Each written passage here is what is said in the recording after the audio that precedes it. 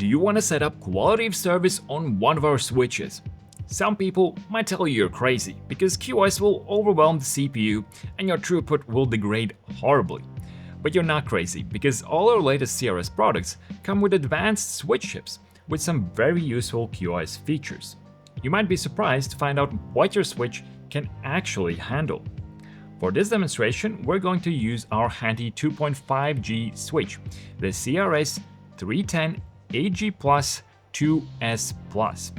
It is connecting two of our RB5009s with 2.5 gigabit links to our CCR2116 through a 1 gigabit link.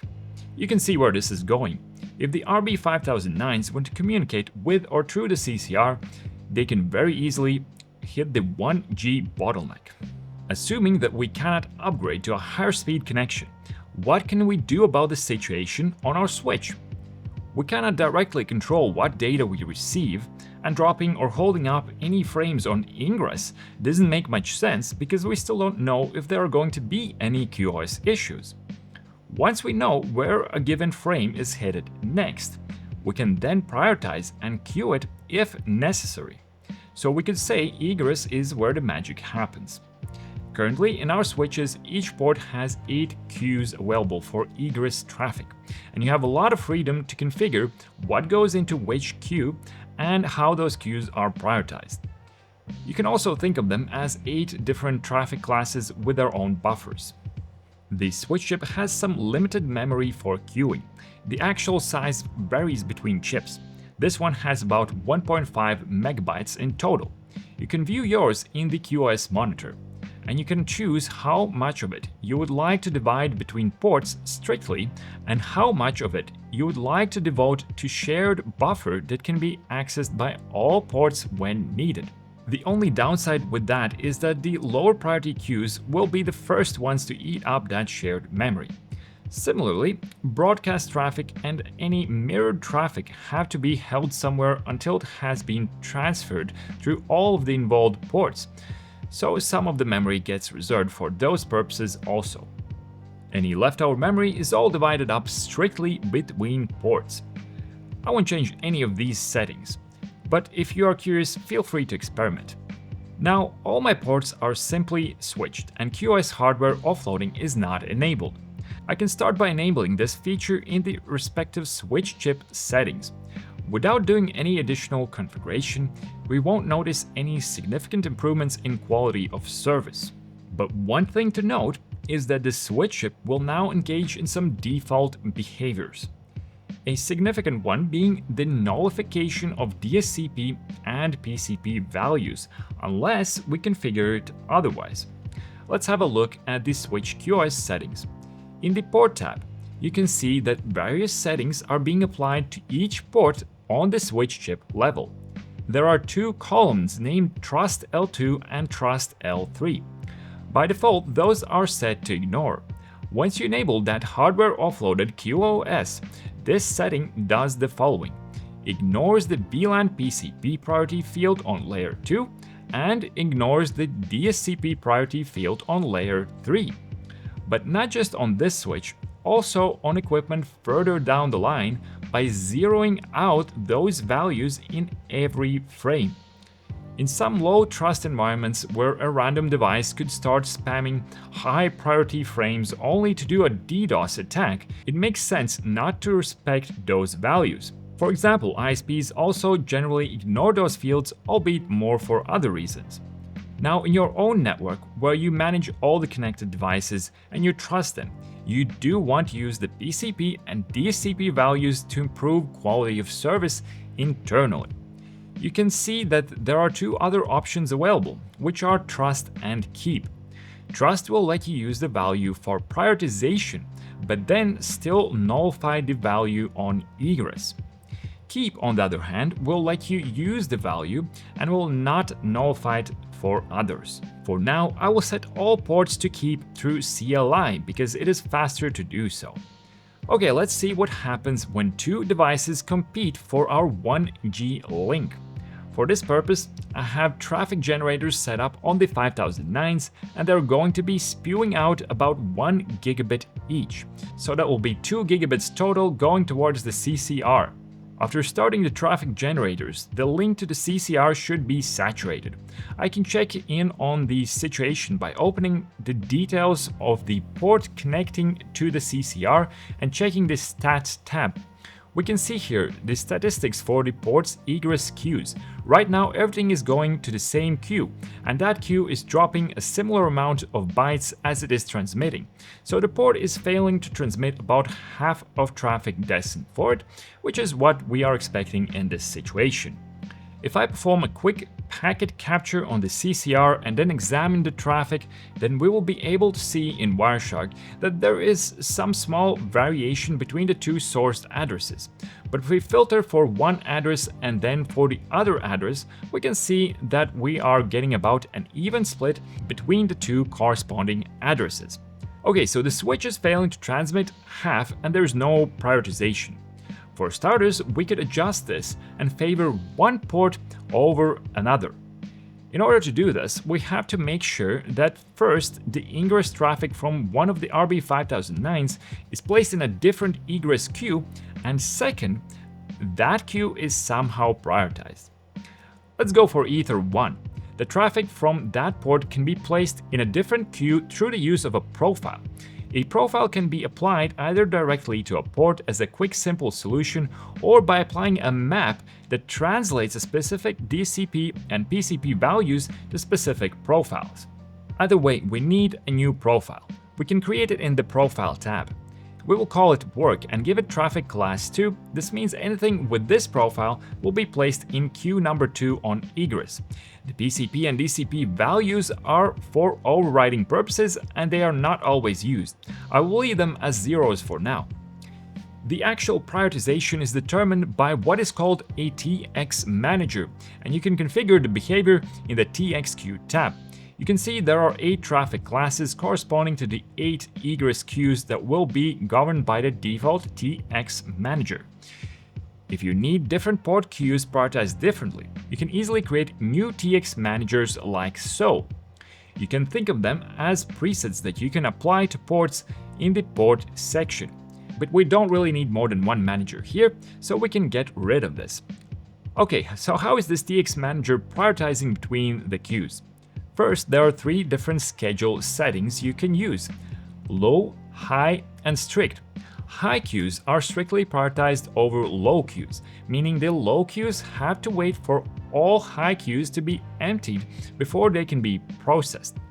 The strict queues are the highest priority, but they are also strictly prioritized among each other. So in this case, Q6 will only be processed when Q7 is empty. Queues in the high and low brackets are prioritized more fairly as they are processed in a weighted round-robin fashion. So the number of frames that get processed in each queue is more or less proportional to the weight setting. In practice, small variations in the number of packets and the size of the packets along with the turn-taking nature of this system mean that the weight proportions will not translate directly to bandwidth allocation. Consider the schedule and weight settings as primarily a latency adjustment. Nuanced rate control can be achieved through port settings. We will do that later. For now, let's give Q2 a significantly bigger weight. A 5:1 ratio with Q1 should give us interesting results, but we still have to apply our newly created profile to one of the ports. As I said earlier, we can apply a profile directly from the port section, but unfortunately that is only possible with the trust settings toggled to ignore. So for a quick demo, I will have to change L2 and L3 to ignore. This will overwrite any PCP and DCP values accordingly to the work profile. Now, if I reset the counters, I should start seeing a difference in the queue stats for Ether 8. Okay, we can see that 2 queues are being used, and with the symmetrically generated traffic, they do seem to be dropped and transmitted in a roughly 5:1 ratio. But let's just have a quick look at the packet capture too. Alright, mostly one source IP, looks like it's 11 packets from one device and 50-something packets from the other one. Excellent, we're significantly prioritizing one device over the other. But let's say that our lower priority device occasionally has to transfer low latency data. Maybe your kid is playing a competitive online game, and now he can't do anything but lose because of your stupid switch settings. We can potentially fix this by mapping his gaming traffic to an even higher priority queue, provided that the game uses an appropriate DSCP value such as CS4. Let's create a new profile for the game that will send traffic to queue 3. In our queue priority settings, we can see that this is currently set to high schedule, so this queue will always get served before our previously set up queue. If this introduces too much lag into our work stuff, then we could change the Q3 schedule to low and adjust its priority with larger weight value than Q2. But I won't do that now. Next, we need to map the specific DSCP value to our game profile. We can do it in the IP mapping tab by simply adding a new entry with the respective DSCP value. For the real-time interactive class CS4, we need to enter 32, and of course we will map it to our new profile. By the way, if you need the same DSCP value to map to different profiles in different ports, then you could simply create additional maps. But only if your switch chip supports it. The CRS310 switches can only use a single default map. We can now test our new setup by having one of the RB5009s, the one that was the lower priority before, generate traffic using the CS4 flag. To do this, I have to edit the respective packet template and enter 128 into the combined DSCP ECN field. It's just how binary numbers work. If you add 2 more zeros after 32, it becomes 128. I can now start the generators again and see what is happening with our queues now. Okay, this is not pretty. Important work device is getting almost all of its traffic dropped.